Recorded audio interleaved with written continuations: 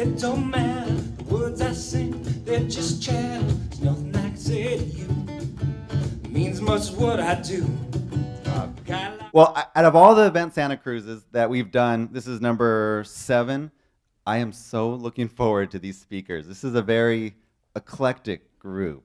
So I'm really looking forward to see how they know what they talk about. I'm totally excited about this. So I just want to get right into it. We're going to have 4 speakers, intermission, 4 speakers, and then we're going to announce the 2014 winners. So it's pretty exciting. And at the end, we got a musical guest. So let's start right off. We'll have Cliff Hodges. Yeah.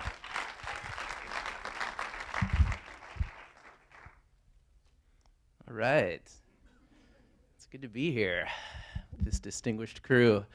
My name is Cliff Hodges. For those of you I don't know, I'm the owner and founder of Adventure Out. We're an outdoor school and guide service, the largest in Northern California.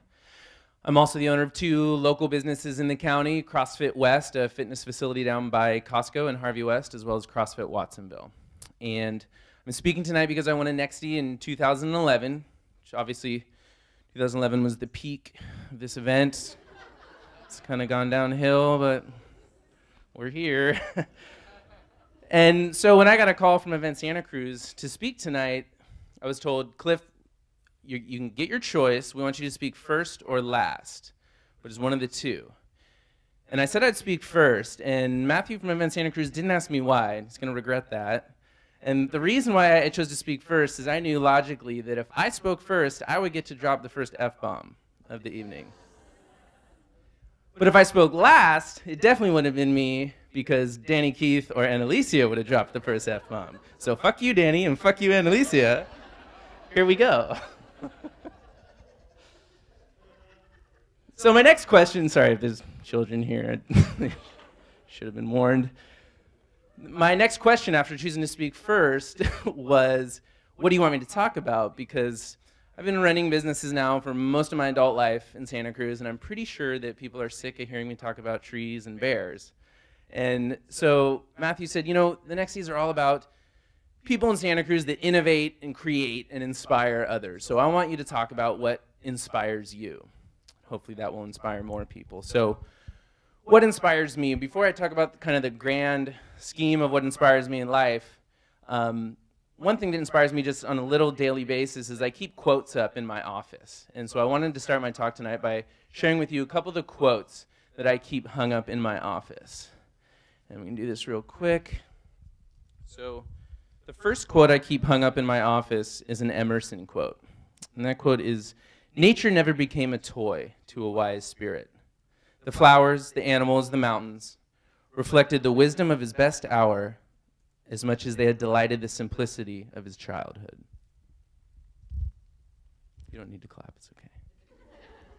The next quote I have on a bumper sticker, and I keep that bumper sticker underneath the glass of my desk so that I stare at this sticker every day when I go to work. I'm not going to tell you who this is by, but I think some of you will be able to spot it. Danny will spot this one.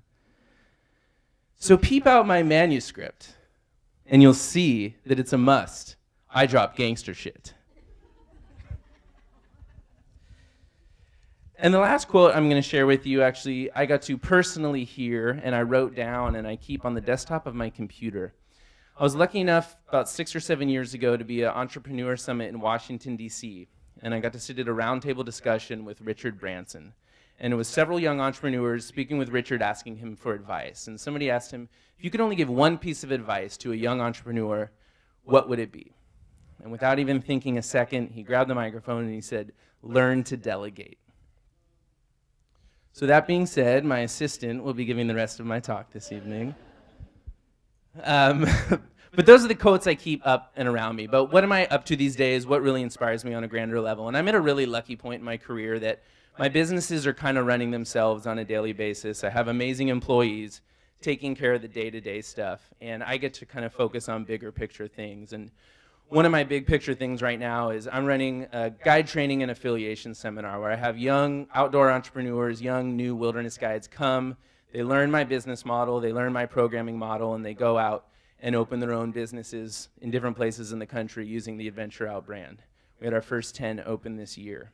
And In doing that, what I really thought I was going to be doing was teaching the nuts and bolts of business, the numbers, the permits, the insurance, and what I found I'm really doing, actually most of the time, is operating as a therapist.